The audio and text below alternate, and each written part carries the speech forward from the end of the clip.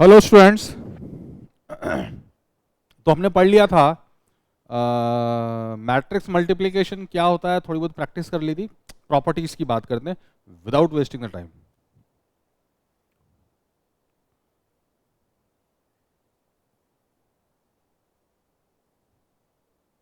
Properties of matrix multiplication.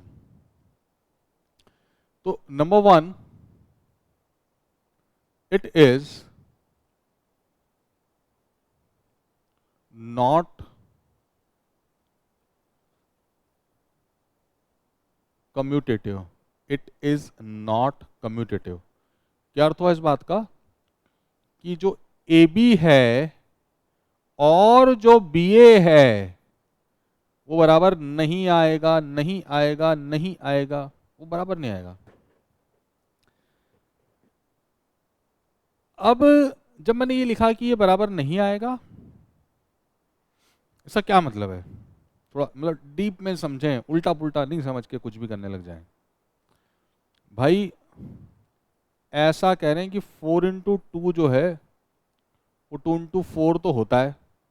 तो अपन को तो मालूम है मल्टीप्लीकेशन कम्यूटेटिव होता है। हमको पता है कि जो मल्टीप्लीकेशन होता है वो कम्यूटेटिव होता है। ओके। तो बचपन से लेकर आज तक, राइट फ्रॉम जब भी मल्टीप्लिकेशन पढ़ा होगा हमने फर्स्ट क्लास सेकंड क्लास से लेकर अब तक, हमें पता है कि यार 2 into 3 बोलो चाहे 3 into 2 बोलो, रियल नंबर सिस्टम के मल्टीप्लिकेशन की जब हम बात करते हैं तो वो कम्यूटेटिव होता है। तो ये कोई हमें बोलने नहीं आ रहा, मतलब दिमाग में फीड है। तो उस वो जो फीडिंग है उसको यहाँ तोड़ रहे हैं। बोले नहीं नहीं नहीं नहीं नहीं, मैट्रिक्स मल्टीप्लिकेशन में ऐसा नहीं होता।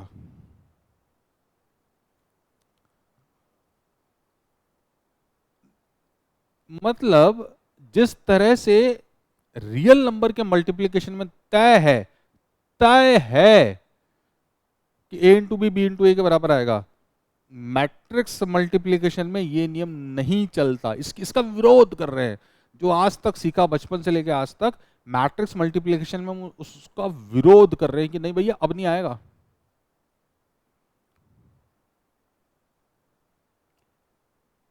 अब मैं इतना अटक क्यों रहा हूं सर? ये तो छोटी सी बात है। मैं इसलिए अटक रहा हूं यहां पर, मतलब इसलिए आपके दिमाग को चैनलाइज करके बोलना चाह रहा हूं। आप सोच में पड़ो कि सर क्या बोल रहे हैं, फोकस बनाओ। कि मैं कह रहा हूं कि A B is not equal to B A. ऐसा नहीं होगा रियल नंबर की तरह कि ए बी बी ए के बराबर आ जाएगा, नहीं आएगा बराबर। लेकिन इसका एक और एस्पेक्ट, आप ये ना सोच ले कि कभी बराबर नहीं आएगा। मैंने ये नहीं कहा कि कभी भी बराबर नहीं आ सकता। कभी कभी ऑन द रेयर केस आ भी सकता है।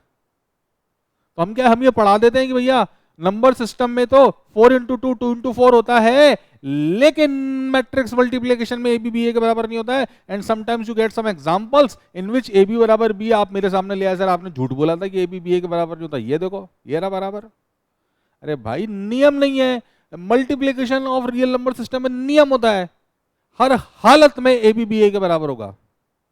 यहां पर नियम नहीं है कि ए बी बी ए के बराबर होगा, बल्कि आप रैंडम लोगे कोई भी दो मैट्रिक्स और ए बी और बी ए निकालोगे तो नहीं आएंगे वो दोनों बराबर। रेयर केसेस में बराबर आ भी सकती हैं, तो रेयर केसेस में आ जाएंगी, इन जनरल बराबर नहीं होती। नंबर सिस्टम के मल्टीप्लिकेशन की तरह हमेशा ए बी बी ए के बराबर नहीं होगा, ये नियम नहीं है कि वो बराबर होगा। तो नियम तो यही कि बराबर नहीं होगा, लेकिन वो नियम भी ऐसा नहीं है कि कुछ भी हो जाए बराबर नहीं होगा। नहीं नहीं, हम ऐसा नहीं करें, कभी कभी बराबर हो सकता है। अरे बहुत सिंपल सा एग्जांपल मैंने आपको बहुत बार एक्सप्लेन किया, और मैं बहुत सारे लूंगा, लेकिन अभी जैसे मैंने बोला यार ए आई करोगे तब भी ए आएगा। थोड़ी बात हुई थी ना अपनी इस पर, और क्योंकि आई तो मैट्रिक्स की दुनिया का वन है, तो अब आप बोलोगे सर इसको बी मान लो, तो देखो ए बी बराबर बी ए। अरे तो आएगा, कभी आ सकता भी है, कभी आ भी सकता है, पर नियम नहीं कि बराबर आएगा। तो बहुत बोल दिया। Conclusion, A B B A के बराबर नहीं होता। There is no such law कि ए बी बी ए के बराबर होगा ही नंबर सिस्टम के मल्टीप्लिकेशन की तरह। वैसा नियम यहाँ पर नहीं है। तो हम उस नियम को तोड़ रहे हैं जो हमारे दिमाग में, इसलिए हमने नॉट इक्वल टू से शुरू करा। मतलब पूरा स्टेटमेंट तो ये होना चाहिए ए बी बी ए के बराबर हो भी सकता है, नहीं भी हो सकता। पूरा स्टेटमेंट तो ये होना चाहिए ना कि मैट्रिक्स मल्टीप्लिकेशन में if A is a matrix B is a matrix तो हो सकता है ए बी बी ए के बराबर आए या हो सकता है नहीं भी आए। ये पूरी परफेक्ट लाइन है।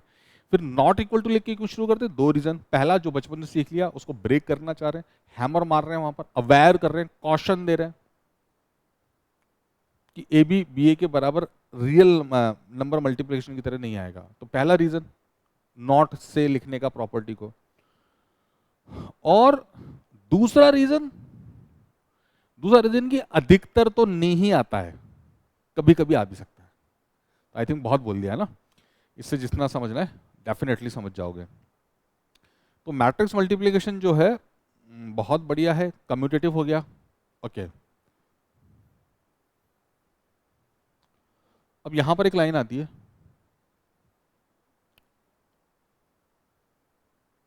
अच्छा इस पे और थोड़ा सा एक मिनट थोड़ा एग्जांपल ले लेते हैं और डिटेलिंग कर लेते हैं इसकी। क्या हुआ डिटेलिंग का मतलब? डिटेलिंग का मतलब हुआ कि यार जैसे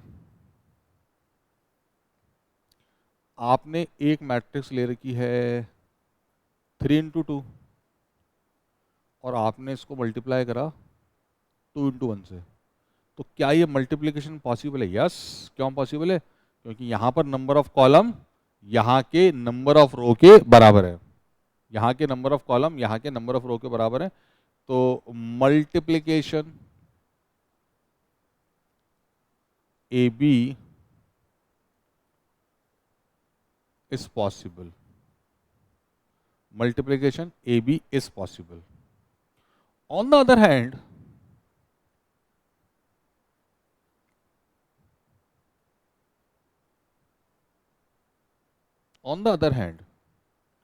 अगर मैं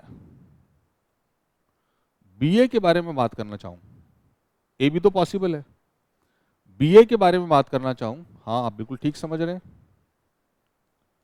तो ये बी का ऑर्डर, ये ए का ऑर्डर, तो क्या ये इसके मैच कर रहा है? नहीं, ये तो इससे मैच नहीं कर रहा। तो यहां तो बी ए पॉसिबल नहीं है, तो हमने क्या कहा? मल्टीप्लिकेशन बी ए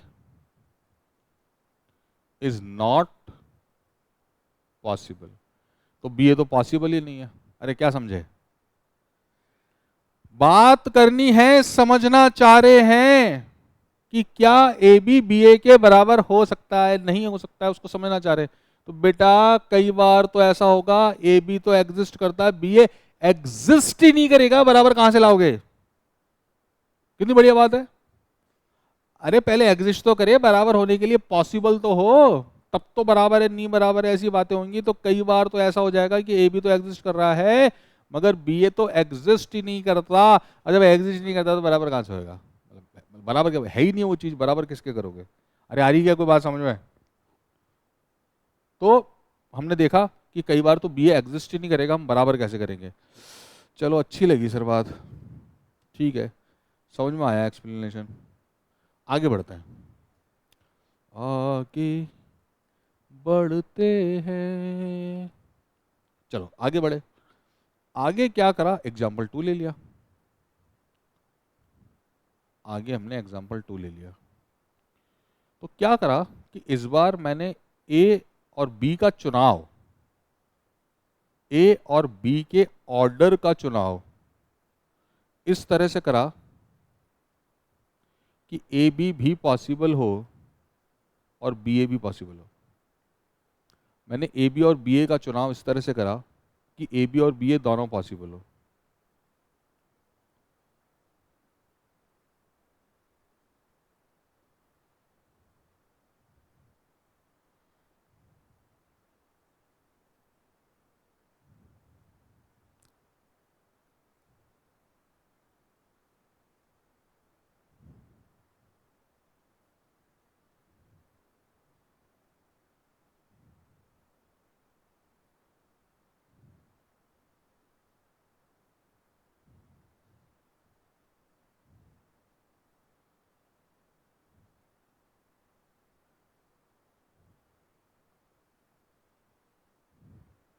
ये हो गया ए बी, अब निकालो बी ए।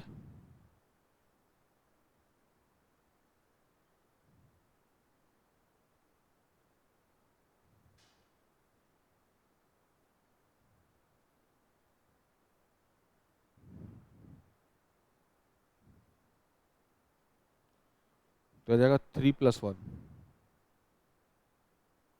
फिर जाएगा 5+0, फिर आ जाएगा 6-3, फिर आ जाएगा 10+0,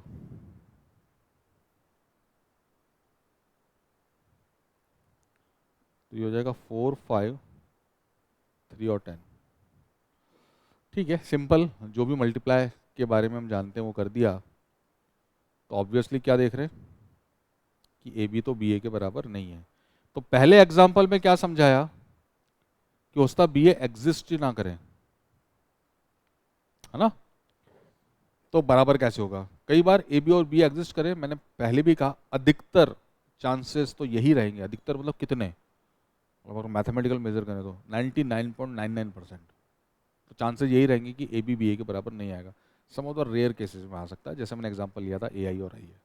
सर आई ही लेना जरूरी है, नहीं नहीं बिना आई के भी कभी कभी हो जाता है। सर वो एक एग्जांपल दो, ऐसा सब याद थोड़ी मेरे को, वो पूछ भी नहीं रहा तुमसे ऐसी बात कि आई बिना लिए ए बी को बी ए के बराबर करो, ऐसा नहीं। वो तो कोई रैंडम ए है रैंडम बी है, in general A B B A के बराबर नहीं आता, किसी पर्टिकुलर केस में आ रहा है तो आ रहा है। ठीक है, अब हम चले प्रॉपर्टी 2 पे।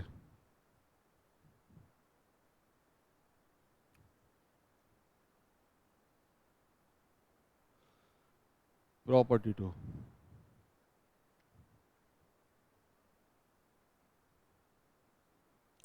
Matrix multiplication is associative. क्या बोला, मैट्रिक्स मल्टीप्लिकेशन एसोसिएटिव होता है। क्या होता है सर एसोसिएटिव, वो तो पता है ना, अभी उसमें सम वाले में भी किया था, बचपन में किया था। एसोसिएटिव मतलब चाहे आप ऐसे कर लो, पहले बी सी को मल्टीप्लाई करके फिर ए से मल्टीप्लाई कर लो, या फिर ए बी को मल्टीप्लाई करके सी से मल्टीप्लाई कर लो। अच्छा, मतलब ए बी सी के ऑर्डर ऐसे हैं कि ये मल्टीप्लिकेशन किया जा सकता है, मतलब ए इंटू बी इंटू सी इस तरह से हैं कि वो मल्टीप्लिकेशन किया जा सकता है। थोड़ा सा बोल देते हैं, जो सपोज करो इसका ऑर्डर मैंने लिया 2 into 3, तो इसका ऑर्डर ले लिया फिर मैंने 3 into 2, तो अब जो रिजल्टेंट आएगा ये भी वो आएगा 2 into 2 ऑर्डर का, तो फिर मैंने यहाँ ले लिया 2 into 4। तो ये ऐसा है कि आपस में मल्टीप्लाई हो सकते हैं। ऑर्डर इस तरह से है, ऐसा नहीं कि मल्टीप्लाई नहीं हो रहे, मतलब पूरा ही नहीं हो रहा, मल्टीप्लिकेशन पॉसिबल ही नहीं है, उसकी बात नहीं करें। अगर ए बी सी का मल्टीप्लिकेशन पॉसिबल है, कुछ ऐसे ऑर्डर हैं कि चाहे तो मैं पहले ए बी को करूँ तो भी हो जाए, चाहे तो मैं पहले बी सी को करूँ तब भी मल्टीप्लाई हो जाए। तो ऑर्डर इस तरह के कि मल्टीप्लिकेशन पॉसिबल है। इन दैट केस फर्क नहीं पड़ता कि मैं पहले बी सी को मल्टीप्लाई करके फिर ए से मल्टीप्लाई करूँ, या पहले ए बी को मल्टीप्लाई करके फिर सी से मल्टीप्लाई करूँ। तो जो एसोसिएटिविटी है वो यहाँ पर होल्ड होती है। बड़ी इंपॉर्टेंट बात हो गई। अपन ने क्या देखा, कम्यूटेटिव तो होल्ड नहीं होती, लेकिन एसोसिएटिव होल्ड होती है। और ये इतनी इंपॉर्टेंट है, इतनी इंपॉर्टेंट है, इतनी इंपॉर्टेंट है, इतनी इंपॉर्टेंट है, इतनी इंपॉर्टेंट है कि मतलब शायद 50 बार तो मैं बोलूंगा इसको अभी चैप्टर में आगे। मतलब ये जो है वो ब्रह्मास्त्र है, रामबाण है। हम कोई भी सवाल कर रहे होंगे, अभी आप देखिएगा, हम कोई भी सवाल कर रहे होंगे मैट्रिक्स का, फटाफट बोलना पड़ेगा अपन को। तो एसोसिएट होता है, ऐसे इधर कर देता हूँ, ब्रैकेट शिफ्ट कर देता हूँ। मतलब 50% केसेस में जो अच्छे लेवल के सवाल है उसमें ये लगेगी लगेगी। समझना कि इसकी इंपॉर्टेंस तो इंपॉर्टेंट, बहुत इंपॉर्टेंट है। ये नहीं कि इतनी इंपॉर्टेंट चीज़ों में कंफ्यूज हो रहे हैं एग्जाम में, ये लिख सकता हूँ या नहीं, ठीक है ना।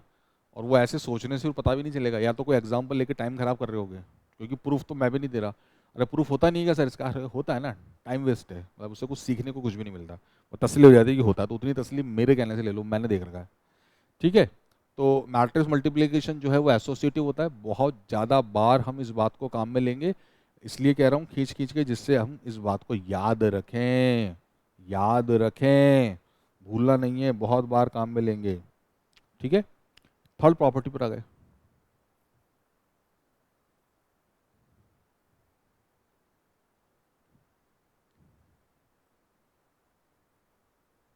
मैट्रिक्स मल्टीप्लिकेशन इज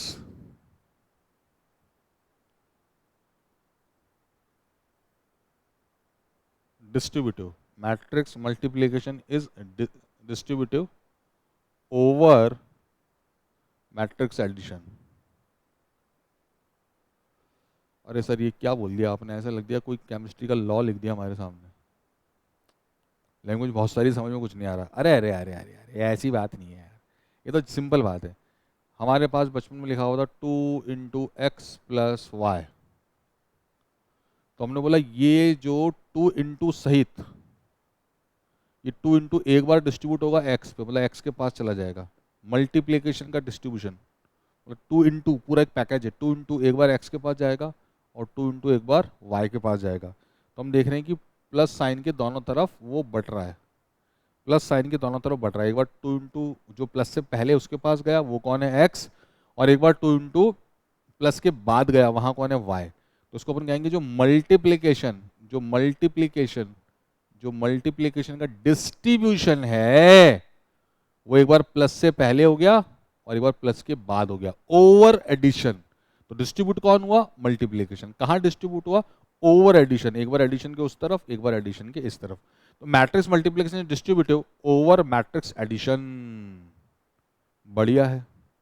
तो ये होता है। अब इसका प्रूफ कुछ नहीं, जो मैं कह रहा हूँ वो है बस, बहुत लंबे चौड़े नहीं है प्रूफ भी, ऐसे सिंपल है लेकिन टाइम वेस्ट। वो समेशन वमेशन दिखाना पड़ता है, रो बाई कॉलम जैसे मल्टीप्लाई होते हैं ना, वो लिख लिख के टाइम खराब करते हैं, कुछ काम नहीं आना है। जो बोल दिया वो याद कर लिया। तो एसोसिएटिव होता है, डिस्ट्रीब्यूटिव होता है, कम्यूटेटिव नहीं होता। दैट्स इट, बढ़िया है। तो ये बच्चों हमने क्या पढ़ दी, इसकी 3 प्रॉपर्टीज। सुंदर, बढ़िया। चलो कुछ क्वेश्चन वोश्चन करते हैं, प्रैक्टिस करते हैं थोड़ी और।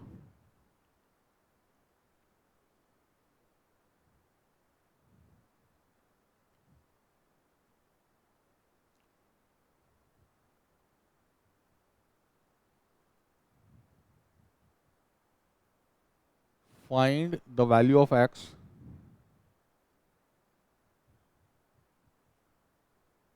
such that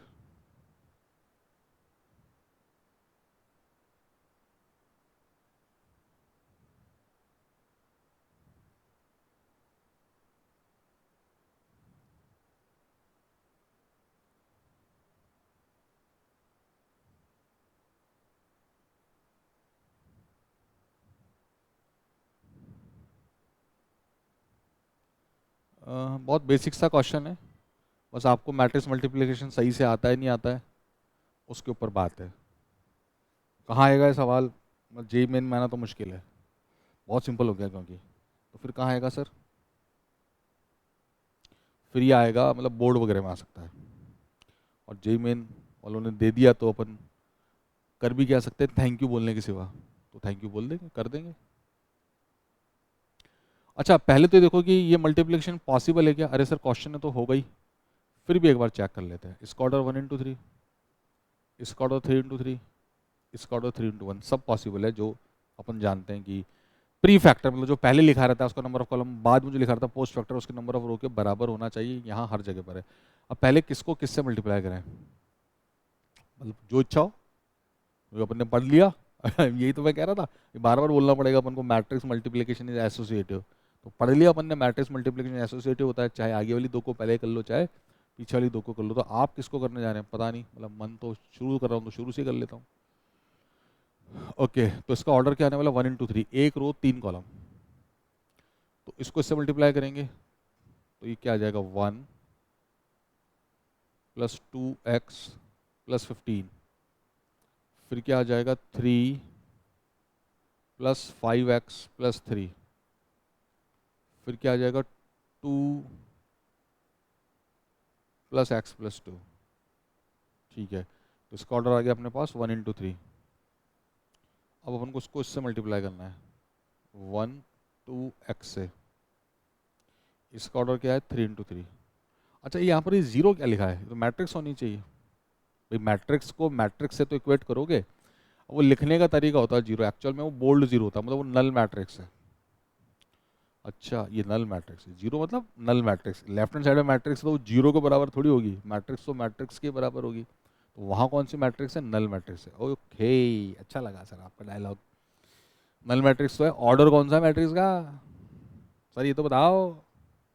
अरे जितने ऑर्डर की लेफ्ट हैंड साइड मैट्रिक्स है उतने इक्वल मैट्रिक्स है ना, सबसे पहले क्या लिखा है था, two matrix A and B are said to be equal first if they have same order and secondly they have corresponding element same. तो पहला नियम क्या था कि ऑर्डर सेम होना चाहिए, तो अगर बीच में इक्वल का साइन है तो लेफ्ट हैंड साइड में जितनी भी ऑर्डर की मैट्रिक्स फाइनली आएगी, मल्टीप्लाई मल्टीप्लाई कर लेने के बाद फाइनली जितने ऑर्डर की मैट्रिक्स आएगी उतने ही ऑर्डर की null matrix right hand side पर है। इसमें इतना परेशान क्या होना, फिलहाल अपन इन दोनों को मल्टीप्लाई कर लेते हैं। अच्छा मुझे लग रहा है थोड़ा और उसको पहले नंबर वंबर क्लब कर ले, जैसे लिखा हुआ 16 प्लस 2x, ये लिखा हुआ है 6 प्लस 5x, फिर लिखा हुआ 4 प्लस x, फिर ये लिखा हुआ 1 2x, और ये नल मैट्रिक के बराबर होगा। अब जैसा अपन देख रहे हैं कि यहाँ पर ऑर्डर कितना 1 इंटू 3, यहाँ भी कितना 3 इंटू 3, तो फाइनली ऑर्डर क्या आने वाला है 1 इंटू, गलत लिख दिया ना इसलिए गलत बोल रहा हूँ, यहाँ 3 इंटू 1 आएगा, ये 3 इंटू 1 है, तो फाइनली ऑर्डर आने वाला 1 इंटू 1, 1 3, 3 से 3 कैंसिल आउट हो जाएगा, अटैच हो जाएगा, बचेंगे 1 1, तो 1 इंटू 1 ऑर्डर का आएगा। तो फिर लिख लेते हैं इसको, 1 इंटू 1 का एक ही एलिमेंट आने वाला है, तो ये क्या आने वाला है, एक ही element 16 plus 2x, 12 plus 10x plus 4x plus x square is equal to bold zero. तो भाई आप तो या तो बोल्ड जीरो बोल लो या पता ही चल गया आप तो कि लेफ्ट हैंड साइड पर 1 बाई 1 ऑर्डर की मैट्रिक्स है, तो राइट हैंड साइड पर भी क्या होगी 1 बाई 1 ऑर्डर की मैट्रिक्स। ठीक है, अब क्या क्या बच गया, एक्स स्क्वायर 10 4 14 तो 16, और कांस्टेंट हो गए 28, 28 ही है,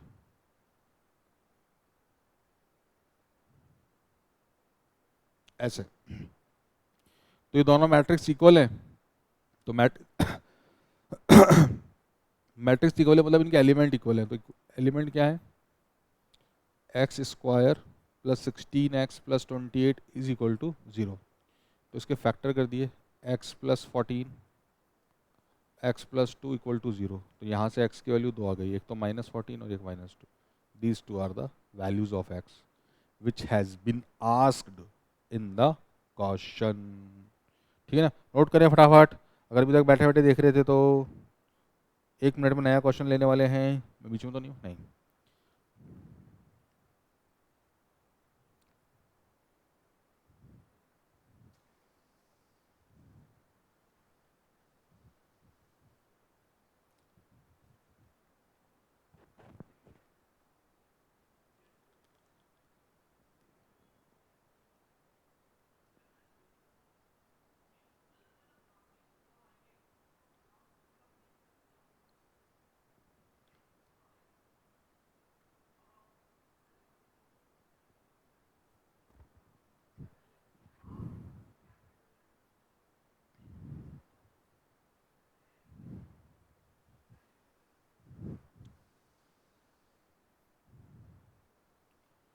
नेक्स्ट क्वेश्चन,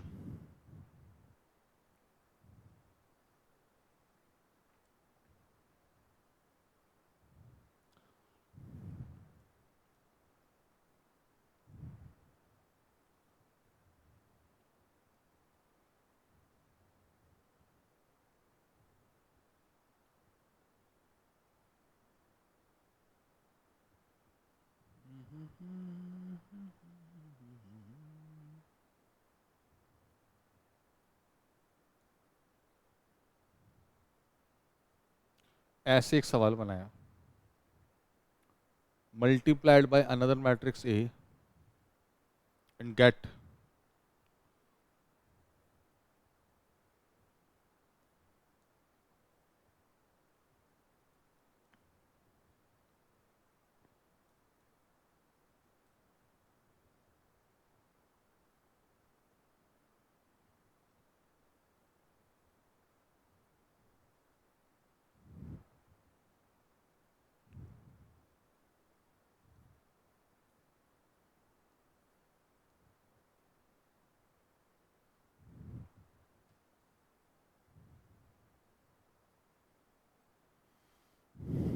ए फाइंड करना है। ए क्या है, ऑब्वियसली एक मैट्रिक्स है, एक मैट्रिक्स है, ऐसे परेशान होने की बात नहीं है कि अगर ए मैट्रिक्स नहीं होती, कांस्टेंट होता, फिर तो लेफ्ट हैंड साइड और राइट हैंड साइड के ऑर्डर ही अलग अलग होते, फिर तो वो इक्वल हो ही नहीं सकती थी। अगर इसको x के इक्वल बनना तो यहाँ पर एक मैट्रिक्स ऐसी होगी जिसका इसके साथ प्रोडक्ट करके उसका ऑर्डर भी ए वाला आ जाएगा, तभी इक्वलिटी पॉसिबल है। वो टेंशन नहीं लेनी उसमें, तो या तो एग्जाम में लिख देंगे फाइंड मैट्रिक्स है, या शुरू में लिख देंगे फाइंड ए मैट्रिक्स ए, ऐसे करके, तो कोई बात नहीं है। बात ये कि यार ये अब कैसे निकालें मैट्रिक्स ए कैसे आएगी। मैट्रिक्स में तो बहुत सारे एलिमेंट होते हैं। पिछले क्वेश्चन में तो क्या करना था, एक्स निकालना था। एक्स तो खुद एक एलिमेंट था, तो एक्स खुद को एक एलिमेंट था तो जाके निकाल लिया, मतलब कैलकुलेट करके। ये तो बचपन से करते आ रहे हैं, फाइंड एक्स, और मैथमेटिक्स है क्या, तो वो तो निकाल लिया।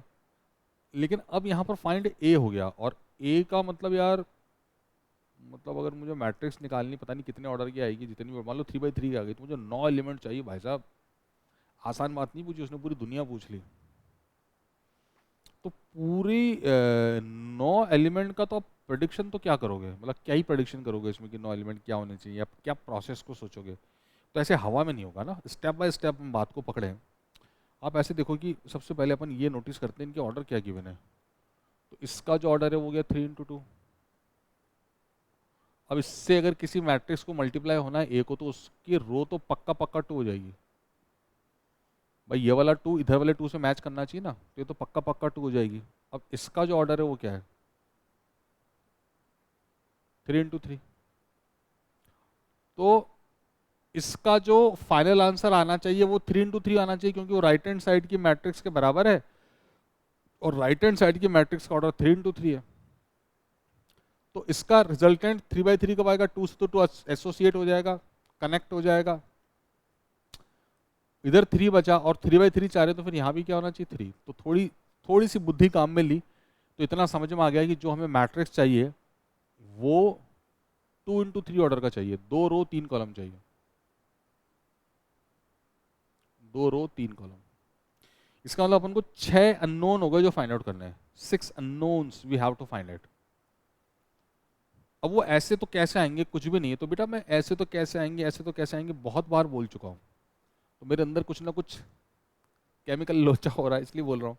तो केमिकल लोचा ये कि ऐसे डायरेक्ट ए नहीं आएगा। अगर हमको ए के एलिमेंट चाहिए, वो सब अननोन है, तो हमको उन एलिमेंट्स को कुछ सजेस्ट करना पड़ेगा। मतलब मान लो कि ये XYZ है, ये ABC है, लाइक दैट। तो 6 अननोन हमको खुद ऐसे अपनी मर्जी से कुछ कंसीडर करने पड़ेंगे, और फिर ऑपरेशन जो भी गिवन है उसको अप्लाई करेंगे, तो सबका आंसर निकलेगा। सर निकल सकता है सबका आंसर? भाई निकल सकता होगा तभी क्वेश्चन बना। बेकार की इधर उधर की मैथमेटिकल बातें करके सीधा कि बन सकता होगा तभी क्वेश्चन बना। और अगर हो सकता है कई बार पूरी वैल्यू नहीं निकलती, और यार इधर कुछ गड़बड़ लग रहा है मुझे। कई बार क्या होता है कि पूरी वैल्यू नहीं निकलती। मैं क्वेश्चन में थोड़ा करेक्शन कर रहा हूँ।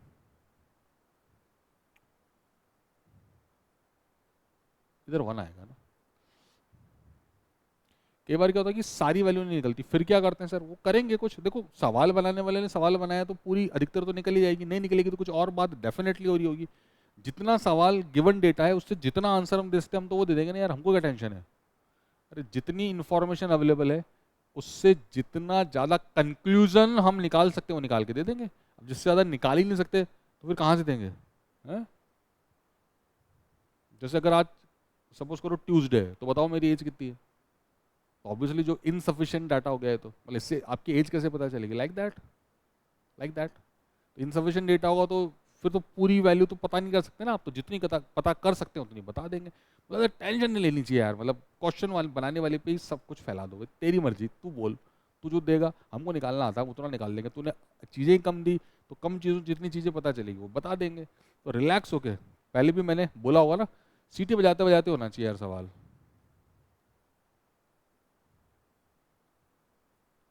ये बढ़िया है।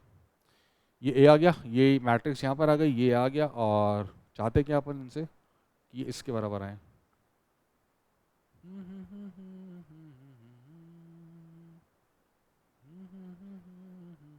बहुत नेगेटिव है इसमें।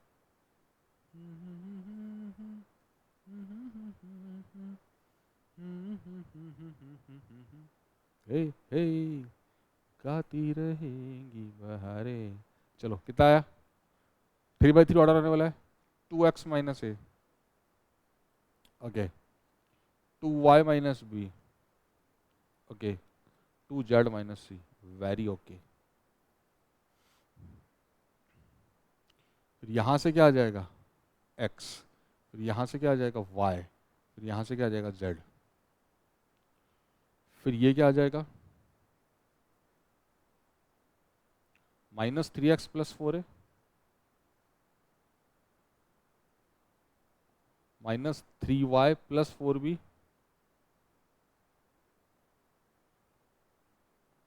4c लिख दूं, ऐसे घबराओगे तो नहीं, 4c लिखा है, -332 नहीं है, -3z, -3z, ठीक है, -3z प्लस 4c ऐसे लिखा हुआ है, और यही सब इसके बराबर हो जाएंगे। टिंग टिंग टिंग टिंग टिंग टिंग टिंग टिंग टिंग टिंग।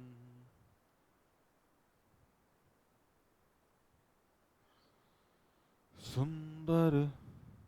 चलो अब क्या करना है, अरे सर देखो, अगर मैं आपको बोलूं कि अगर मैं A12 एलिमेंट को देखूं, दोनों साइड, लेफ्ट हैंड साइड और राइट हैंड साइड पर, A12 नहीं A21, अगर मैं A21 एलिमेंट को देखूं, दोनों साइड के 21 एलिमेंट को, तो यहाँ पर कौन है x, वहाँ पर कौन है 1, ये लो x की वैल्यू पता चल गई। सर फिर आप देख लो A22 को, जहाँ जहाँ सिंगल वेरिएबल है, ओके, फिर हमने A22 को देख लिया, तो y बराबर कितना आ गया -2e। फिर आप देख लो A23 को, तो A23 से कितना आ गया z, ये 2 लिखा, कहीं z और 2 सब एक जैसे ना लगे। फिर z किसके बराबर आ गया -5, ये आ गई 3 वैल्यू तो। अच्छा अब अगर हम A11 वाले को देखें, तो 2x माइनस a बराबर -1। अब x की वैल्यू हो गई 1, यहाँ पर x की वैल्यू 1 रखी, तो -a बराबर हो जाएगा -3। तो इसका मतलब a बराबर आ जाएगा 3। तो a की वैल्यू पता चल गई, ओके। फिर A12 को देखो, तो 2y माइनस बी बराबर -8। b को नहीं, y को काम में लेना -2, तो y यहाँ डाला -4, उधर जाकर +4 हो गया, तो -b बराबर नजर आ रहा -4, मतलब b बराबर कितना हो गया 4, ये लो b भी आ गया। अब एक ही रह गया खाली c, तो यहाँ पर A13 है 2z माइनस c, और यहाँ पर कौन है -10, z का वैल्यू -5 इसमें डाल दिया, -10 से -10 कट गया, c बराबर आ गया 0। ये लो, ये आ गए XYZ और ABC, और सर मज़ा आ गया, बढ़िया है, XYZ ABC बढ़िया आ गए, और इसको आंसर लिख दिया। लेकिन बेटा हो सकता है जैसे आप एग्जाम में ये करिए आओ, 3 नंबर का क्वेश्चन है तो आपको 3 नंबर मिल जाएंगे बोर्ड में, लेकिन मेरी बात अभी पूरी नहीं हुई है, हो सकता है ये आंसर बदल जाए। अरे सर आ तो गया, अब कैसे बदलेगा, हो सकता है ये आंसर बदल जाए। क्यों क्यों क्यों क्यों क्यों क्यों क्यों क्यों? अरे ये क्या फोटो खिंचाने आए थे क्या यहाँ पे, ये क्या घूमने आए थे क्या यहाँ पे, अरे ये क्या शादी में आए क्या यहाँ पे, चुपचाप खड़े रहेंगे क्या, इनका कोई एक्सपेक्टेशन नहीं है क्या, ये कुछ नहीं चाहते हैं क्या, ये कुछ सेटिस्फेक्शन नहीं चाह रहे हैं क्या किसी के साथ, क्या ये किसी क्वेश्चन में रोल प्ले नहीं कर रहे हैं क्या, और सर उसकी जरूरत ही नहीं पड़ी ना, वो तो उसके बिना ही आंसर आ गया। अरे समझो, इसके बिना जो आंसर आ गया वो आंसर इनको भी सेटिस्फाई करने चाहिए। आपके जो एक्स और ए आए वो तुमने यहां रखे और उससे 9 नहीं आया, तो वो एक्स और ए तो रिजेक्ट हो गए ना। आपके जो वाई और बी आए वो आपने यहां रखे और वो इसके साथ मैच नहीं कर रहा, वो तो रिजेक्ट हो गए ना, सेटिस्फाई नहीं कर रहा एक और गिवन कंडीशन को, 9 के 9 एलिमेंट इक्वल होने चाहिए तब मैट्रिक्स इक्वल होगी ना। तो मेरे बेटा ये बात मैट्रिक्स की नहीं है, ये मैथमेटिक्स की हर जगह की प्रॉब्लम है। अगर जरूरत से ज्यादा डेटा गिवन है तो बचा हुआ डेटा भी जो आपने सफिशिएंट डाटा से आंसर निकाला है बचे हुए डेटा को भी सेटिस्फाई करने चाहिए, वो खड़े थोड़ी रह जाएंगे हमारी मर्जी आएगी जो ले लिया बस हमने। अरे वो है, वो अवेलेबल है क्वेश्चन में, तो बात उसको भी सेटिस्फाई करनी चाहिए। क्या समझ में आ गई मेरी बात? ऐसा नहीं है जो ये सर ने तो ज्यादा इक्वेशन दे दिया है, सर तो दिलदार है। कम इक्वेशन से आंसर आ गए, वो जो आंसर आए वो जो ज्यादा वाली जो इक्वेशंस आपको ज्यादा लग रही है वहां जाकर सेटिस्फाई करा के देखना हमेशा जरूरी है। बहुत बढ़िया, तो करवाओ फिर, कराओ फिर, देखो कर रही है सेटिस्फाई। हाँ, एक्स की वैल्यू 1 तो -3, ए की वैल्यू 3 तो 4 3 12 -3 9 आ रहा है। वाई की वैल्यू -2 तो ये हो गया 6, बी की वैल्यू -4 तो ये हो गया -16। अरे ये कुछ गड़बड़ हुई। अच्छा 4 है बी की वैल्यू, ये 6 और 16, 16 और 6 ये कुछ भी नहीं है, इसको ऐसे कर देते, कुछ है नहीं है। तो 16 और 6 22, ठीक है। फिर यहाँ पर रखा, जेड में रखा -5 तो ये हो गया 15, और ये तो जीरो है ही, सी तो 15 सेटिस्फाई कर गया। तो सेटिस्फाई कर गया इसलिए हमारा आंसर है। तो फाइनली आंसर हुआ क्या, पूछा तो अपन से ये था कि मैट्रिक्स ए बताओ।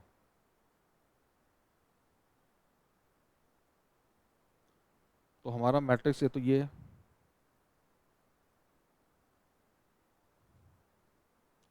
1 -2 -5, और ए बी सी कितना है 3 4 0। ये हो गया बेटा, बस मस्त हो जाओ। जेड क्यों लिख दिया मैंने, 5 -5 लिखना है भाई, माइनस जेड नहीं। ठीक है, ये आंसर है। तो लोड थोड़ी आ रहा है मतलब इसको पढ़ने में अपन को है। हाँ सर, ये तो ऐसा लग रहा है मतलब नाइन्थ वाइन्थ में पढ़ लो, तो मतलब इसमें नई तो बात ही क्या हो रही, थ्योरी तो कुछ है ही नहीं।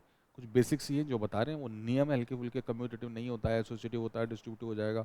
उनको ध्यान रखना, आइडेंटिटी मैट्रिक्स क्या होती है, डायगोनल मैट्रिक्स क्या होती है, स्केलर मैट्रिक्स क्या होती है, एडिशन कैसे होता है, एडिटिव आइडेंटिटी क्या होती है, मल्टीप्लिकेटिव आइडेंटिटी क्या होती है, ट्रायंगुलर मैट्रिक्स में क्या होता है, ट्रेस किसको कहते हैं, इन्फॉर्मेशन से वो इन्फॉर्मेशन ले लो, और कैलकुलेशन तो वही पुरानी, नई कोई बात नहीं। ठीक है, दो मैट्रिक्स को मल्टीप्लाई कैसे करते हैं वो सब आना चाहिए। नए क्वेश्चन पे बढ़ जाए, इनफ टॉक हो गया।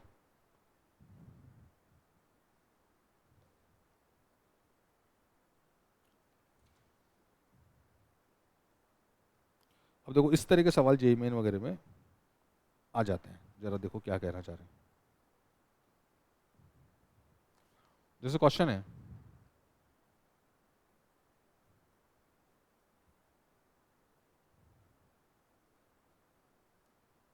If A B C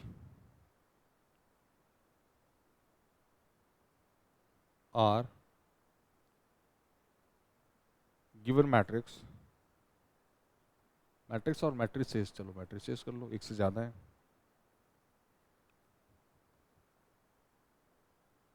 such that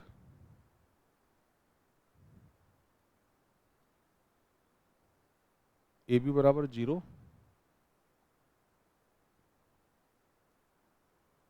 and B C बराबर आई।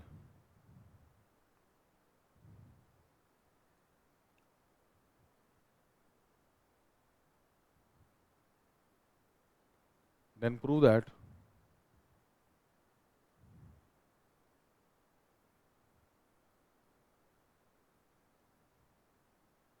ए plus B square and A plus C square is equal to I, where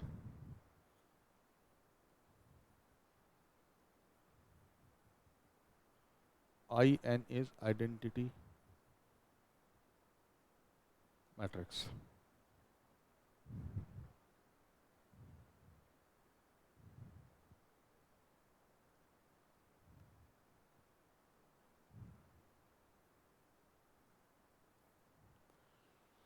ठीक है, तो कुछ तो प्रूव करना है, अभी कर देंगे। सबसे पहले तो जो भी प्रूव करना है वो गिवन वाली चीज़ों को काम में लेना है, तो उसको यहाँ साफ साफ लिख लें एक बार। तो एक तो क्या गिवन है, ए बी बराबर नल, नल मतलब नल मैट्रिक्स, पानी में तो भरने लग जाना है इससे ए बी बराबर नल, नल में से पानी निकलेगा, गंदा लगा जोक, अब यही है हमारे पास तो। ठीक है, ठीक है बच्चों, है ना? तो अब क्या करें?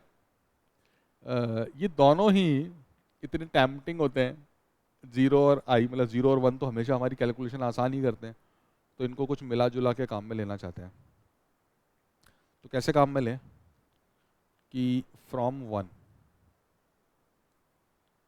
हमारे पास ए बी तो है, किसके बराबर है? नल मैट्रिक्स के बराबर, जिससे पानी नहीं भर सकते। ठीक है, तो मैंने क्या करा, दोनों तरफ सी से मल्टीप्लाई कर दिया, ऐसे कर सकते हैं। अच्छा, अब वही रामबाण हमारा कि मैट्रिक्स मल्टीप्लिकेशन तो एसोसिएटिव होता, अब तीन थी तो मैं चाहूँ जिसको मल्टीप्लाई करूँ पहले मैं इसको कर लूँगा, तो इससे क्या इफेक्ट आएगा?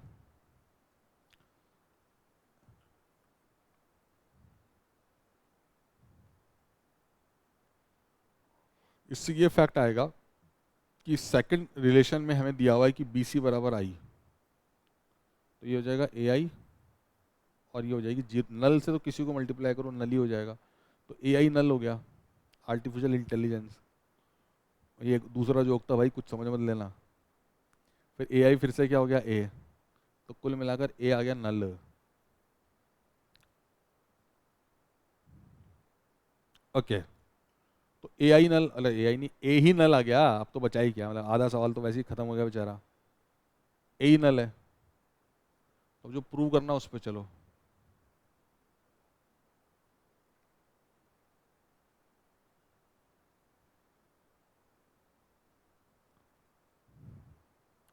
तो जो प्रूव करना है उस पर गए, उसका लेफ्ट हैंड साइड लिया,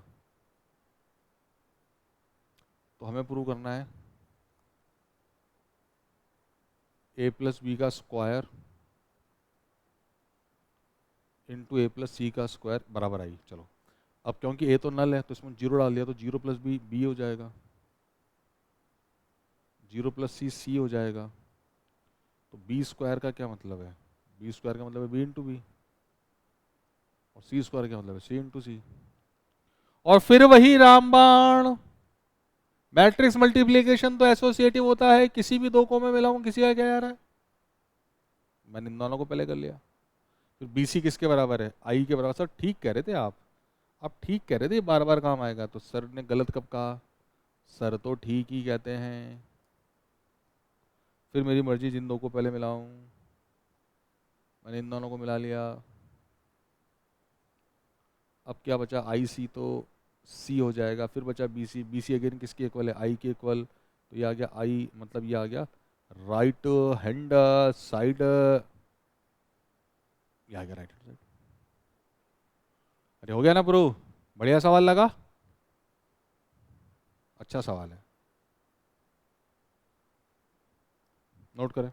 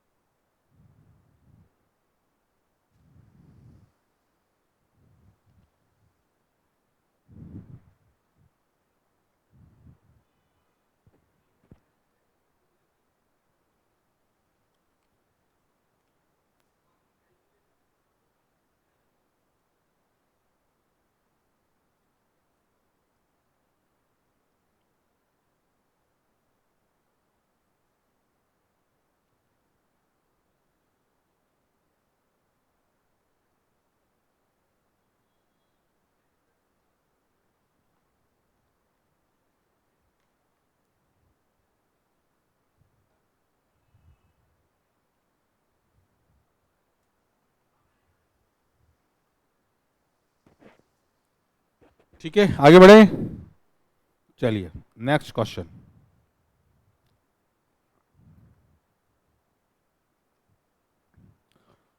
देखिए, एक शब्द हैं जो कहीं कहीं काम में आ जाते हैं।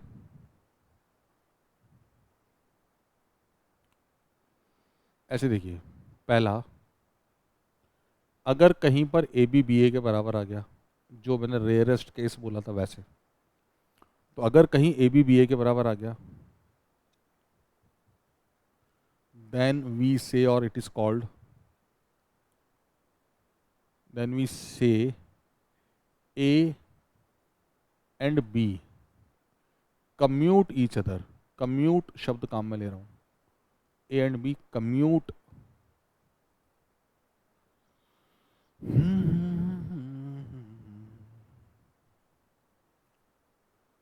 ए and B commute each other.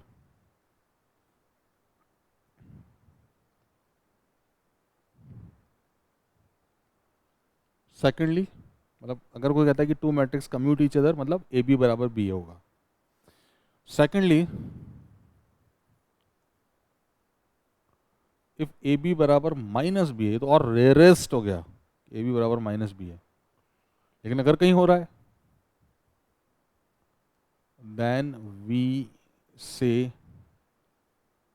A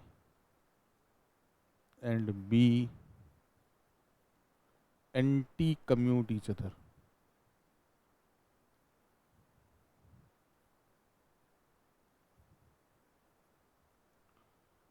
Then we say that A and B anti commute each other. चलो अब एक सवाल ले रहे हैं।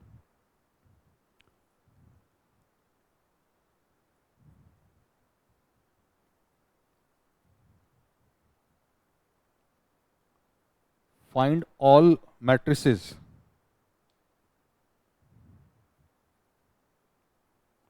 which commute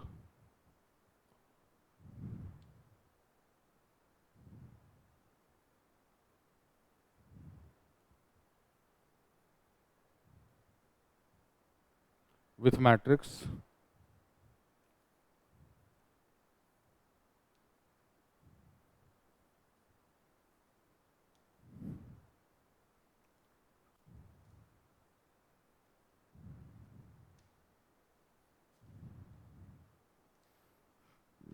ठीक है।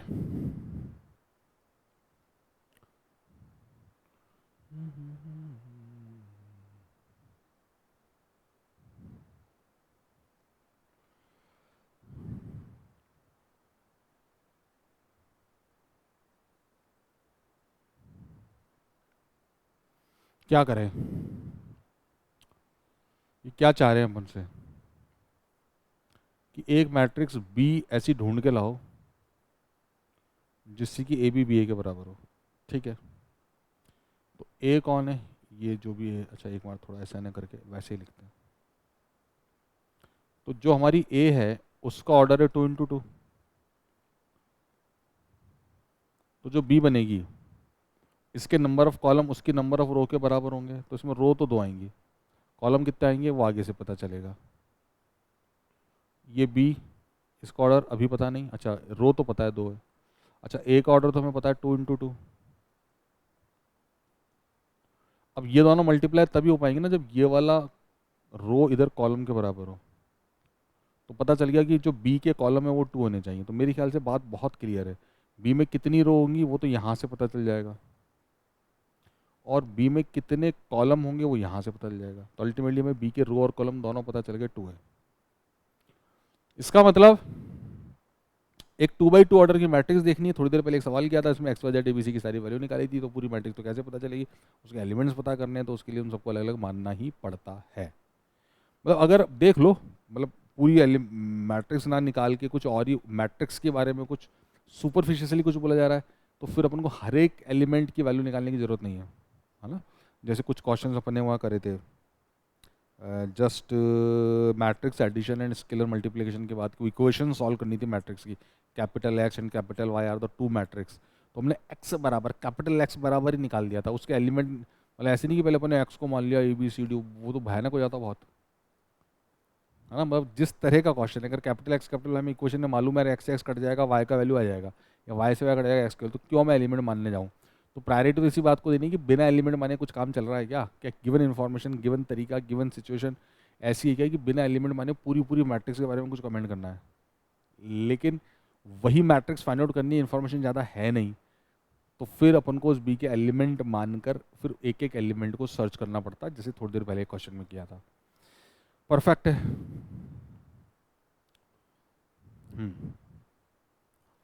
तो फिर कर लेते, तो ए रखा यहाँ पर,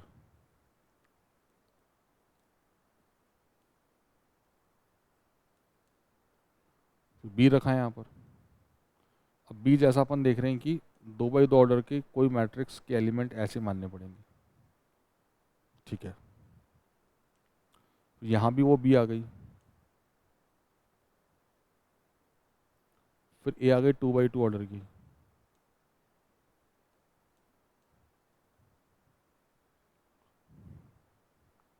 ठीक है।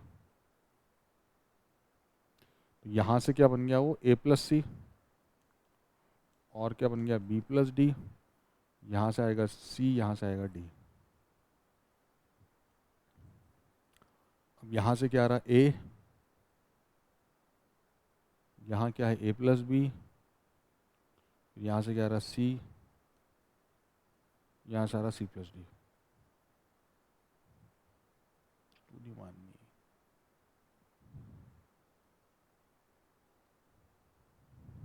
ठीक है।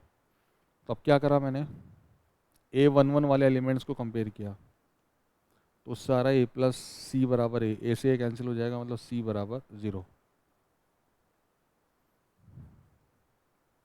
फिर मैंने A12 वाले एलिमेंट्स को कंपेयर करा, तो B प्लस डी बराबर ए प्लस बी, तो B से B कैंसिल हो गया, तो यहाँ से एक रिलेशनशिप आया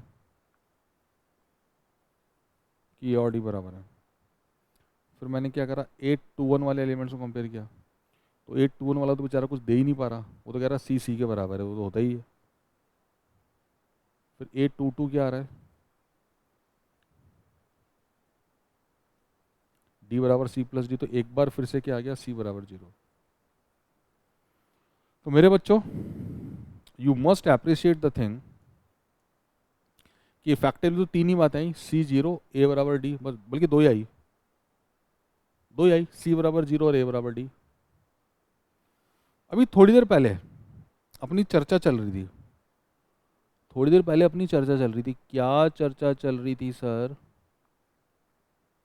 कि यार जो सारी वैल्यू आएंगी या कुछ आएंगी कुछ नहीं आएंगी। मैंने कहा था ना कि it depends on the question, question बनाने वाले को सोचना है, अरे भाई तुम जितना डाटा, वो सब मैंने बोला था ना, इनसफिशिएंट डाटा होगा तो आउटपुट भी इनसफिशिएंट आएंगे, वैसा। तो यहाँ डाटा कंप्लीट नहीं कि मुझे ए और डी की वैल्यू पता चल जाए और बी की वैल्यू पता चल जाए, नहीं पता चल रही, कैसे निकालूँ, अरे इन्फॉर्मेशन नहीं तो कहाँ से निकालूंगा, आज ट्यूसडे है तो मेरी एज कितनी है कैसे बताओगे। तो फिर करें क्या सर, आप देखो यार प्यार से, हमने एक मैट्रिक्स बी कंसिडर किया था, ठीक है, उसमें एक बात जो परफेक्ट पता चल गई, ये रहा हमारा बी, इसका सी 0 है, ठीक है सर। और एक बात पता चल गई, ए डी के बराबर है, तो अगर यहाँ ए था तो इस डी को भी मैं लिख लूंगा ए, ठीक है। और बी के बारे में कोई जानकारी नहीं है, ठीक है, मत रहने दो, वो रैंडम है, वो कुछ भी हो सकता है, मतलब इन इन्फॉर्मेशन से बी के बारे में कुछ नहीं पता चल रहा, मतलब बी यहाँ कुछ किसी चीज़ पर डिपेंड ही नहीं कर रहा, तो ये आंसर आ जाएगा। अब इसमें क्या हो जाएगा, ए और बी जो है अपन कह देंगे वो कोई भी रियल नंबर हो सकते हैं, ये आंसर है। तो मेरा तो यही मानना है कि 3 बाई 3 ऑर्डर की मैट्रिक्स से या 3 बाई 2 ऑर्डर की मैट्रिक्स से 3 बाई 3 ऑर्डर की मैट्रिक्स में 9 इन्फॉर्मेशन से निकालनी है, तो हमेशा इतना सारा डेटा क्वेश्चन में अवेलेबल हो ये जरूरी नहीं है, या 3 बाई 2 में 6 जानकारी, 6 एलिमेंट की वैल्यू चाहिए तो जरूरी नहीं है वही क्वेश्चन में निकल गया जो हमने किया, निकल जाए तो निकल जाए। बाकी मेरा ये एक्सपीरियंस है कि अधिकतर 90% क्वेश्चंस में सभी वैल्यूज निकलते नहीं है, ऐसे वाले क्वेश्चंस में जिसमें आप एलिमेंट मानकर आगे बढ़ रहे हैं और कोई ज़्यादा था ही नहीं इन्फॉर्मेशन, तो हमको एलिमेंट मानना पड़ा पहली बात, फिर वो एलिमेंट की सारी की वैल्यू निकल भी सकती है और नहीं भी निकल सकती, निकल गई ऐसा मुश्किल है, मतलब निकल गई हमको मुश्किल नहीं है, मतलब जानकारी इतनी है, अगर दे दी जानकारी तो हम निकाल देंगे, लेकिन अगर जानकारी ही पूरी नहीं है तो फिर जो मैं कह रहा हूँ अब ध्यान से सुनो, मेरा ये एक्सपीरियंस है कि 99% पूरा वैल्यू नहीं निकलता, मतलब सबकी वैल्यू नहीं निकलेगी, तो ये तो अपन को लगता है बड़ा अधूरापन सा आ गया, एक मतलब आंसर तो निकल नहीं रहा, क्वेश्चन बन गया, नहीं नहीं नहीं, यहाँ पर एक डीपर मैसेज है, डीपर मैसेज यही कि यार जितनी इंफॉर्मेशन गिवन है ना उससे सच्चाई में, तो जब सारी वैल्यू निकल जाती है तो किसी पर्टिकुलर कंडीशन के लिए आपको एक आंसर मिलता है, एक्स की वैल्यू, वाई की वैल्यू, जेड की वैल्यू, ए की वैल्यू, बी की वैल्यू, सी की वैल्यू, तो पर्टिकुलर एक यूनिक मैट्रिक्स मिलती है। लेकिन अगर इस तरह की जानकारी से सारी वैल्यू नहीं निकल रही तो आप देखो मेरे बेटे आपके पास इनफाइनेट आंसर है। सर इनफाइनेट कैसे, ये ए की तो आया बी, अरे तो पर ए भी तो आ रहे ना, तो अगर मैं A1 भी ले सकता हूँ, B5 ले सकता हूँ, फिर मैंने A-1 ले लिया, B10 ले लिया, फिर मैंने A7 ले लिया, B9 ले लिया, या A और B दोनों 7 ले लिए एक बार। तो मेरा ये कहना है बेटा, यहाँ पर पर्टिकुलर मैट्रिक्स आने की जगह पर उस मैट्रिक्स से एक पैटर्न आता है। पैटर्न आया मतलब अगर आपने यहाँ 5 लिया तो आपको यहाँ 5 ही लेना पड़ेगा। यहाँ 0 तो परफेक्ट 0, ऐसे नहीं कि इस बार यहाँ 4 कर देता हूँ, 0 शिफ्ट कर देता हूँ, नहीं नहीं, यहाँ पर 5 तो यहाँ पर 5, ये रैंडम कुछ भी ले लो। तो एक पैटर्न मिला है अपन को कि 821 की प्लेस पे हमेशा 0, A11 is always equal to A22 और A21 इज रैंडम। तो ये एक पैटर्न मिला है। और जैसा मैंने अभी थोड़ी देर पहले भी कहा कि मेरा ये एक्सपीरियंस है, अधिकतर जो इस तरह के क्वेश्चंस हैं वो पैटर्न वाले ही होते हैं। अगर जेई मेन वगैरह पूछते हैं तो जो उसके आंसर भी होंगे तो परफेक्ट वैल्यू ना होकर, क्योंकि परफेक्ट वैल्यू तो हो ही नहीं सकती, बहुत सारी पॉसिबिलिटीज़ हैं, तो वो एक पैटर्न होता है। अच्छा, परफेक्ट वैल्यू वाला एक एक काम हो सकता है। परफेक्ट वैल्यू वाला अगर क्वेश्चन बनाने वाला ऐसे बोल दे कि which of the following may be satisfy the given, may लगा देते हो कई बार चालाकी से, तो फिर हम तो उन्होंने लिख दिया मे, हमने निकाला ये आंसर, और हमने आंसर निकाला ए बी की टर्म में, वो जो ऑप्शन दिख रहे हैं वो परफेक्ट नंबर है। तो अपन को लगेगा यार मुझे निकालना नहीं आ रहा, सर ने तो कहा था इनसफिशिएंट इन्फॉर्मेशन होगी तब पैटर्न बनेगा, मेरे तो खाली पैटर्न बन रहा है, इन्होंने परफेक्ट आंसर दिए। तो उन्होंने बोला मे का मतलब जो है उनमें से कौन से सेटिस्फाई कर सकते हैं। तो जो ऑप्शन में उन्होंने परफेक्ट नंबर के साथ आंसर दिए उनमें से आप देखो कौन सा ऑप्शन हमारे पैटर्न को सेटिस्फाई कर रहा है, क्योंकि उनका मे बोलने का मतलब है कि पॉसिबल तो इन्फाइनाइट है, उनमें से उसका हमने कहीं एक दो लिख दिए हो, तो आप पहचान के बताओ उसमें से कौन से, मतलब आप ऑप्शन में से पहचान के बताओ कि पैटर्न जो आपने आंसर निकाला उसके जैसे या उसको सेटिस्फाई करने वाले आंसर कौन से, या इन्फाइनाइट पॉसिबल, आपने तो इन्फाइनाइट आंसर निकाले, उसमें से एक दो कहीं ऑप्शन में भी दिख रहे हैं क्या, लाइक दैट। अब मैसेज पूरा मैंने डिलीवर कर दिया, ऐसा मुझे सेटिस्फेक्शन आ रहा है, मैं अपनी बात कन्वे कर पाया, है ना।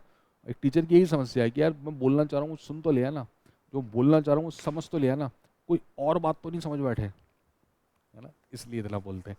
तो आई थिंक अभी तो मामला क्लियर है, तो फिर भगवान का नाम लेकर और आगे बढ़ जाते हैं।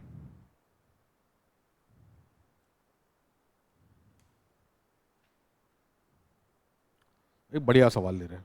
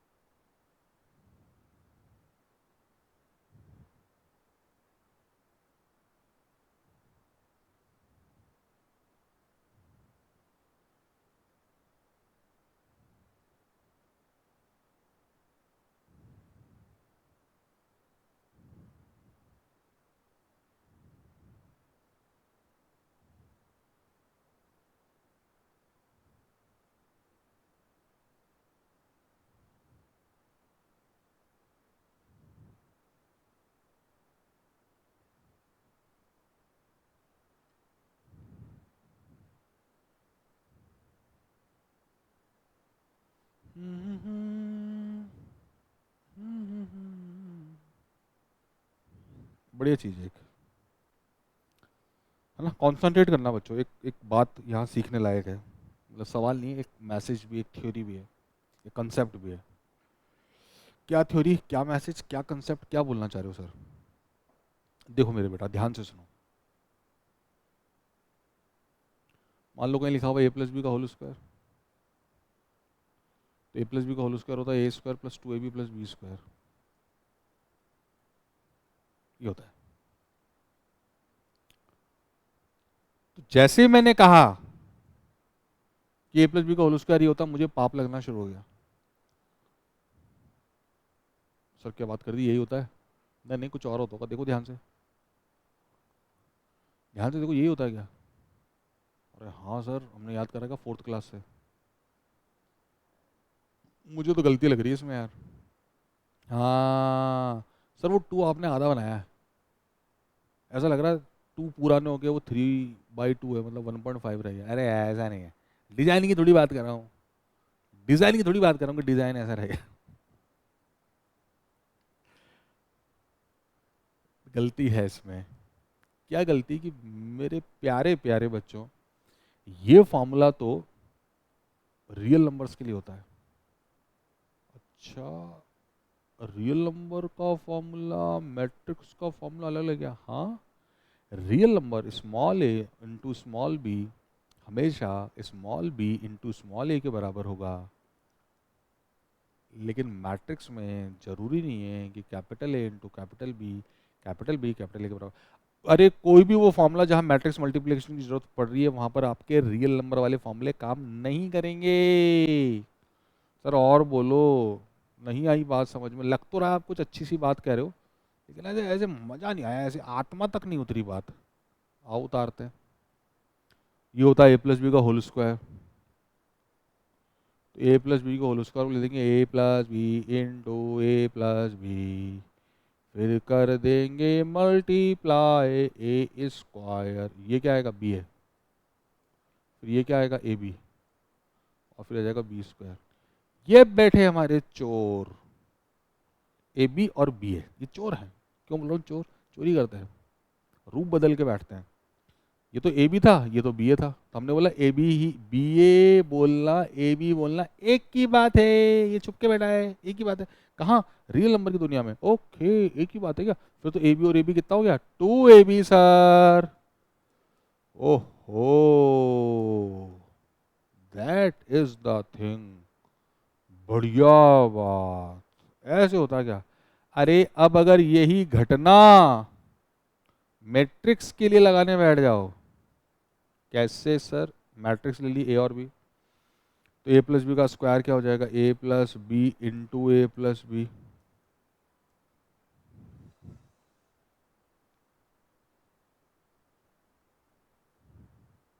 क्या हो जाएगा? ए प्लस बी इंटू ए प्लस बी। फिर वही कहानी, ए को करा ए से मल्टीप्लाई, और फिर चलो इधर से करते हैं, ए को करा ए से मल्टीप्लाई, फिर करा इस वाले बी से मल्टीप्लाई, फिर इस बी की बारी आई और ए को करा ए से मल्टीप्लाई, और फिर बी को करा बी से मल्टीप्लाई, बी स्क्वायर मिल गया मेरे भाई।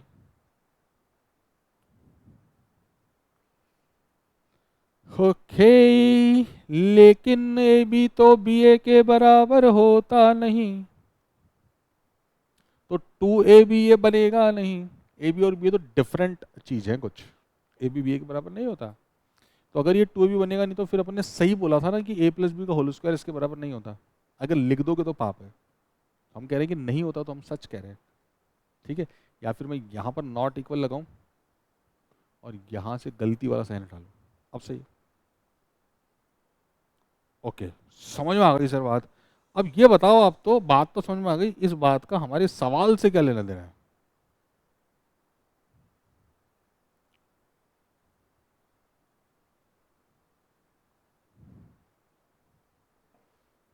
अच्छा, सवाल से क्या लेना देना है?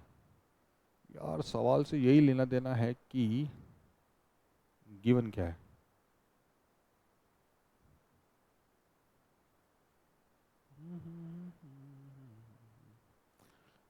सवाल से लेना देना यही है कि ए प्लस बी के होल स्क्वायर को ये नहीं लिखना अब, A square plus 2ab plus B square. अच्छा, तो फिर क्या लिखना है? अरे ये लिखना ना, जो निकाला ना अभी, ये ताजा ताजा, ये ताजा ताजा निकाला, इसको लिखो। तो हमने लिख दिया A square plus B A plus A B plus B square बराबर A square plus B square. ये कट गए, तो क्या बचा? फाइनली, फाइनली हमारे पास बच रहा है ए बी बराबर माइनस बी है। मतलब ये जो गिवन कंडीशन थी ना बच्चों, ये जो गिवन कंडीशन थी खूबसूरत सी ये वाली, अगर बच्चा क्या करता है, इसको जब इसके बराबर लिख लेता है, मान लो ए प्लस बी होल स्क्वायर ये लिख लेता, तो ए स्क्वायर से ये चीज़ इधर आ जाती, तो ए स्क्वायर से ए स्क्वायर काट लेता, बी स्क्वायर से बी स्क्वायर, बोलता कि 2ab बराबर 0, मतलब ए बी बराबर 0। लेकिन ये जानकारी ये नहीं थी, क्योंकि गलत समझ रहे हो, इसलिए आप सोच रहे हो कि इसका मतलब ए बी बराबर 0 हुआ। इसका मतलब ए बी बराबर 0 नहीं हुआ, इसका मतलब हुआ ए बी बराबर माइनस बी। आप समझ पा रहे होंगे मैं क्या बोल रहा हूँ, है ना? तो अगर फॉर्मूला ही गलत खोल लोगे तो गलत कंक्लूजन में पहुंच जाओगे, और गलत कंक्लूजन क्या है कि ए बी बराबर 0, और सही खोलोगे तो सही कंक्लूजन पर पहुंचोगे, और वो सही कंक्लूजन क्या है? ए बी बराबर माइनस बी है। समझ में आ गया सर। अब क्या करना है? अब कुछ नहीं करना है, इन ए बी को यहाँ रख के सॉल्व करना है। मतलब इस कंडीशन को अप्लाई कर दिया। अब तो ए की जगह पर आ गया 1 -1 2 -1, और बी की जगह पर आ गया A1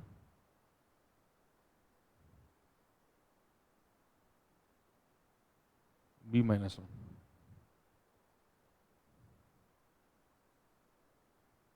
अब बी क्या है?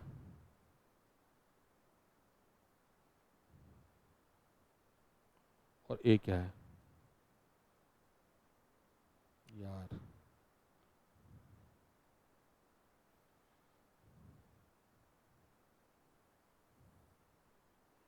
बस इन दोनों को सॉल्व कर लेते हैं।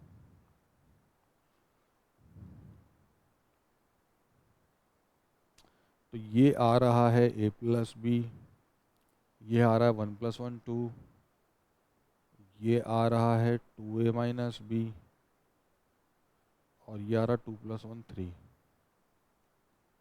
Minus sign. ये क्या आ रहा है?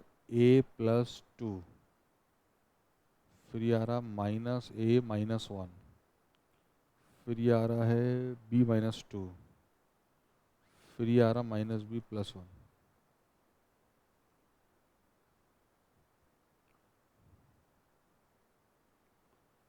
तो A+B 2,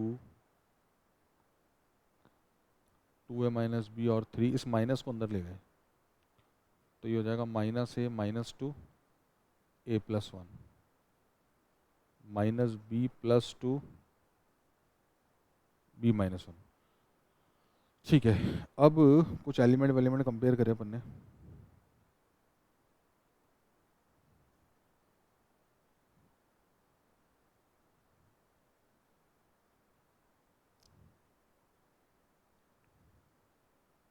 तो पहले मैं A12 को लिख रहा हूँ, क्यों सर? वो वैल्यू आ जाएगी फटाफट। तो A12 को जब लिखा तो यहाँ से मिला 2 = A+1, तो A की वैल्यू आ गई 1। फिर मैंने A22 को कंपेयर किया, तो A22 यहाँ तो है 3 और यहाँ पर है B-1, तो B की वैल्यू आ गई 4। और क्या समझाया था सर ने? सर ने क्या समझाया था कि अगर एक्स्ट्रा इन्फॉर्मेशन हो तो अवॉइड ही नहीं मारना है। जो भी आंसर हम निकालेंगे वो उस एक्स्ट्रा इन्फॉर्मेशन को भी सेटिस्फाई करनी चाहिए। ठीक है। तो यहाँ पर और दो कौन सी चीज़ें रह गई? एक तो 1 1 पे हमने बात नहीं करी, और एक 2 1 पे बात नहीं करी। दोनों पे कर लेते हैं। तो A11 को जब कंपेयर किया तो A+B बराबर -A - 2, मतलब 2A+B बराबर -2, 2A+B बराबर -2। तो ये हो रही है कुछ गड़बड़, क्योंकि आंसर आ नहीं रहा, उसको सेटिस्फाई कर नहीं रहा। तो नहीं कर रहा, तो नहीं कर रहा, नहीं, मुझे थोड़ा सा ऐसा ध्यान है इस क्वेश्चन में वैल्यू सेटिस्फाई कर जाती है। तो हमने कुछ छोटा मोटा मिस्टेक मार दिया है।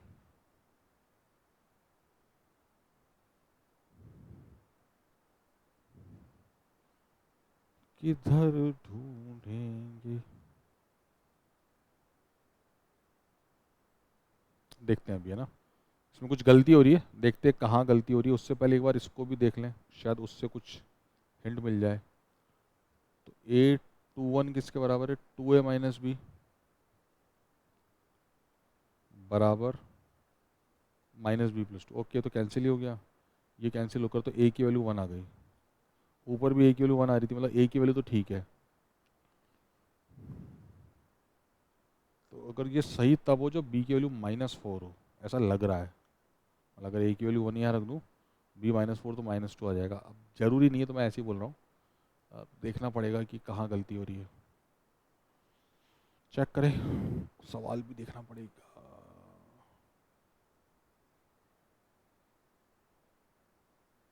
1 2 -1 A B1 - 1, सवाल ये सही लिखा। AB बराबर -B, ये सही लिखा। ठीक है। अब कैलकुलेशन चेक कर रहा हूँ मैं। तो A+B 1 + 1 2, 2A - B 2 + 1 3, तो सही है। A+2 -A - 1 B-2 क्या बात है यार, तो सभी को सही है।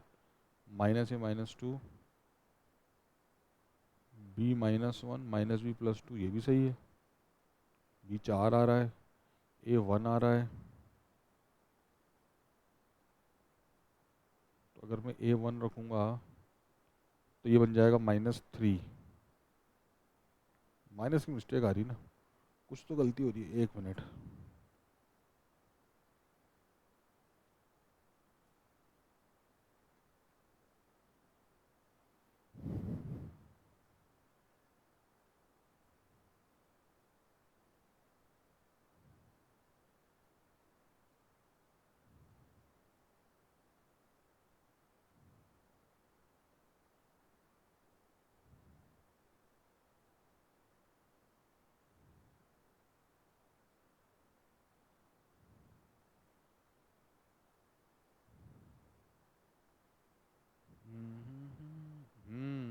ये थी गलती। इससे काम अच्छा ऐसे चला ही नहीं, काम इससे लिया नहीं काम में। ये रही गलती, ये रही। ये आएगा a-b।